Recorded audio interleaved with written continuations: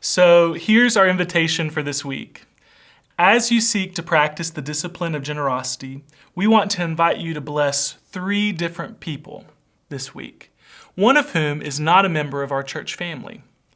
These acts of blessing ought to be in concert with a listening and prayerful posture. Who is the Spirit leading you to bless today? Here are 3 examples of what those blessings could be. One is words of affirmation.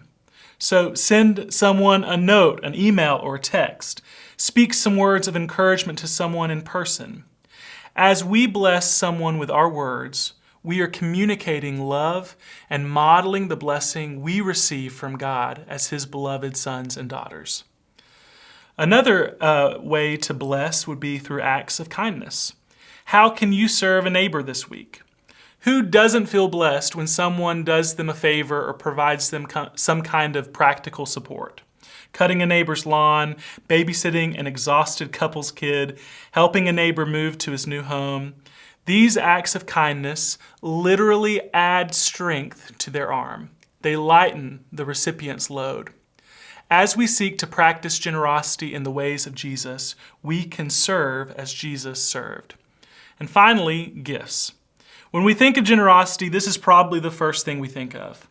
How can you bless someone through gift giving this week? Maybe there's someone you meet along the way who could use a meal.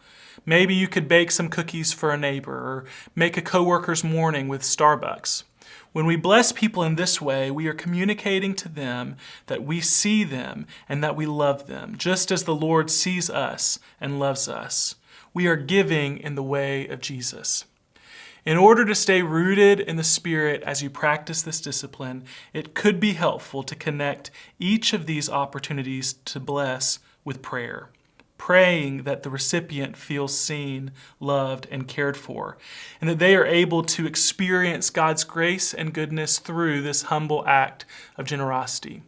If every member of our church family blesses 3 people, thousands of people in our city will experience an expression of God's love this week.